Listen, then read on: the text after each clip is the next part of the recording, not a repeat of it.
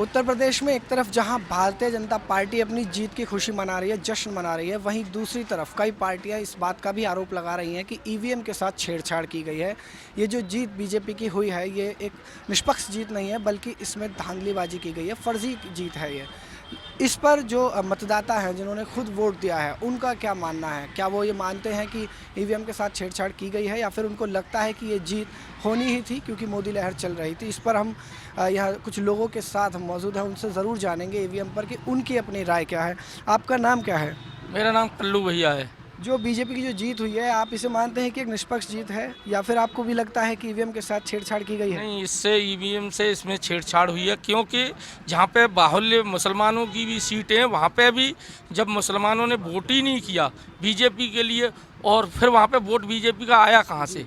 इस वजह से इस मशीन के अंदर ज़रूर गड़बड़ हुई है। आप जिस क्षेत्र में रहते हैं, वहाँ का अंदाजन आपको क्या लगता है कि जो वोटें थी वो सबसे ज़्यादा किस पार्टी को गई थी? यहाँ पर सबसे ज़्यादा अमरपाल शर्मा जो कांग्रेस के प्रत्याशी हैं, जिन्हें समाजवादी पार्टी का भी समर्थन मिला हुआ था, सबसे ज़्यादा वोटें जबकि उनकी पड़ी कांग्रेस के लिए यहाँ पे, और जब काउंटिंग हुई तो यहाँ पे सबसे ज़्यादा वोट मतलब बीजेपी का निकला, तो यहाँ पे भी गड़बड़ी हुई है मशीन में। आपको क्या लगता है बीजेपी पर जिस तरह के आरोप लगाए जा रहे हैं, ये आपको लगता है कि ये जो आरोप लगाया जा रहा है कि ये एक फर्जी जीत है, क्या ये वाकई फर्जी है, या फिर आपको लगता है कि नहीं, जीतना तय था बीजेपी का? नहीं, ये इतना जनता का है ना, तो तय था बीजेपी का, समझे, और डट करके ही उन्होंने वोट दिया है बीजेपी को। कोई ऐसा कोई बड़ा हवाला आप हमें दे पाएंगे जिससे पता चल सके कि हाँ, ये बात सही है कि मुस्लिमों ने सबसे ज़्यादा बीजेपी को वोट दिया, जबकि खुद मुस्लिम उलेमा ये कह रहे हैं कि उनका वोट बीजेपी को गया ही नहीं है? कह रहे हैं कि हमने तो बीजेपी को वोट दिया है, जितना यंग लड़का था ना वो सब बीजेपी को वोट दिया है उसने। आपका क्या मानना है इस बारे में? आप क्या कहना चाहते हैं? हमारे तो कहने का मतलब यही है कि सबसे ज़्यादा वोट यहाँ से कांग्रेस के प्रत्याशी अमरपाल को पड़ रहा है, लेकिन ये समझ में नहीं आ रही कि कैसे बीजेपी जीती, कैसे क्या हुआ, इसके बारे में कोई समझ में बात नहीं आ रही। नहीं, सबसे ज़्यादा वोट जो है प्रत्याशी अमरपाल शर्मा कांग्रेस के विधायक को पड़ा है। पहले से ये कह रहे थे कि बीजेपी की जीत पक्की है, बीजेपी की जीत पक्की है, तो ये कैसे पता है कि हमारी जीत पक्की है? ऐसे कैसे बोल सकते हैं? बिना जीते तो हम नहीं बोल सकते ना कि हमारी जीत पक्की है। तो ये कैसे, इन लोगों को ये कैसे पता चला कि हमारी जीत पक्की है? अच्छा, अभी आपको क्या लगता है कि इस मामले में किस तरह की कार्रवाई होनी चाहिए ताकि ये आगे ना हो सके? अब देखो, ये किस तरह की कार्रवाई होनी चाहिए, ये तो वही बड़े और लोग ही जान सकते हैं। आम जनता क्या कह सकती है? आम जनता तो यही कहेगी सुन के कि हाँ, ये हो सकता है कि बेईमानी हुई हो या छेड़खानी हुई हो, जो बता रहे हैं मशीनों में जो भी हुआ है, तो हो सकता है कि होवे ऐसा, लगता है ऐसा। क्यों? कोई भी इंसान है, मैं हूँ, कोई भी अगर खड़ा होगा तो वो ये नहीं कह सकता कि हम जीते हुए रखें। इन्होंने पहले से ही बोल रखा था बीजेपी वालों ने कि हम जीते हुए, तो ये जीत कैसे हुई फिर? ये बताओ ना। पहले से ही इन्हें कैसे पता चल गई? इलेक्शन होने से पहले पता चल गई कि हम जीत गए?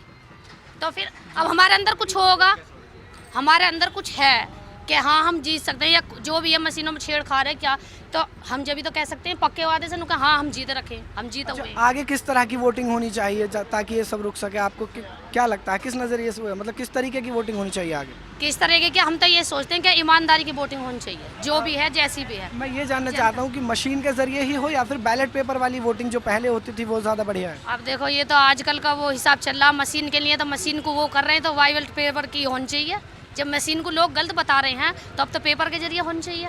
जो बता रही हैं ये मायावती जी, बहन जी, जो भी कह रहे हैं, तो ये सही कह रहे हैं। शायद एक बार इनका भी वो हो जाएगा, जो इनके दिल में है वो भी निकल जाएगी। बेईमानी अगर जीत पक्की है बीजेपी की, तो दोबारा भी फिर बीजेपी जी आगी, दोबारा भी बीजेपी आनी चाहिए। जो जीत है तो अगर आम जनता चाहती है तो, और अगर जीत नहीं है, बेईमानी हुई है, तो फिर पता चली जाएगा।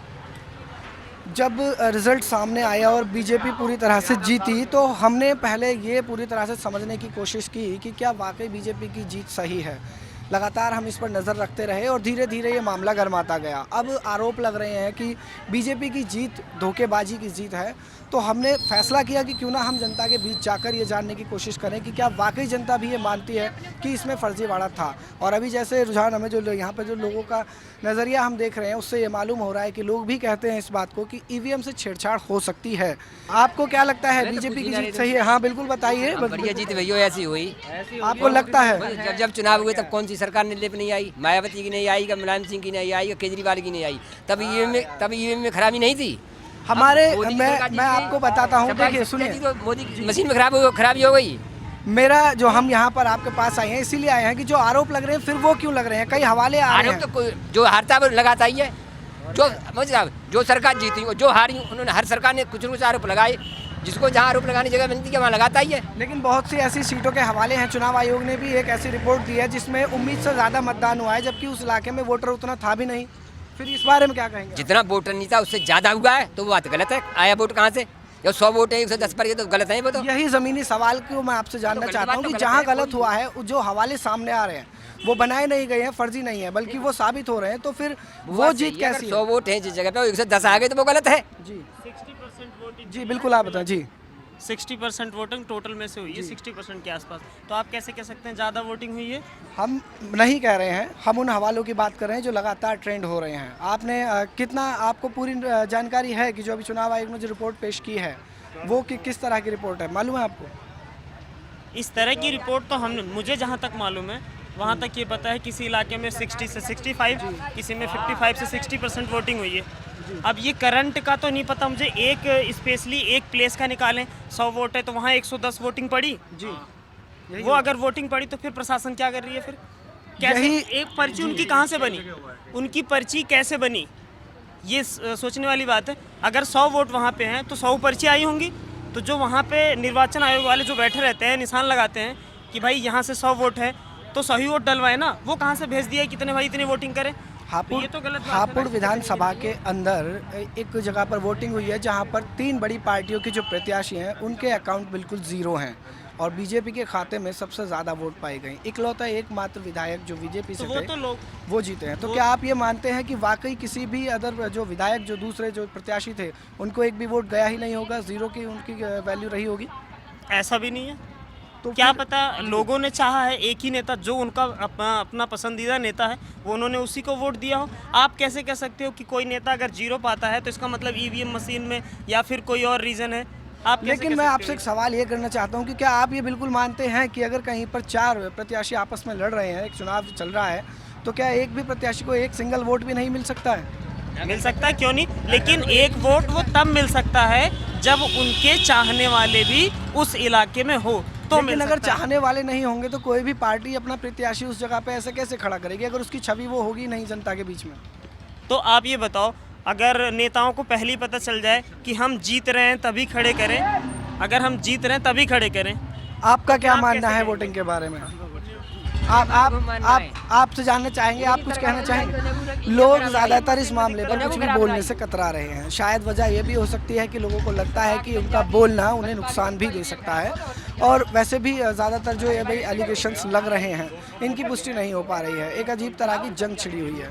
कैमरा पर्सन रैन प्रताप के साथ मैं लव कुमार, खोड़ा कॉलोनी, गाजियाबाद, नेशनल दस्तक।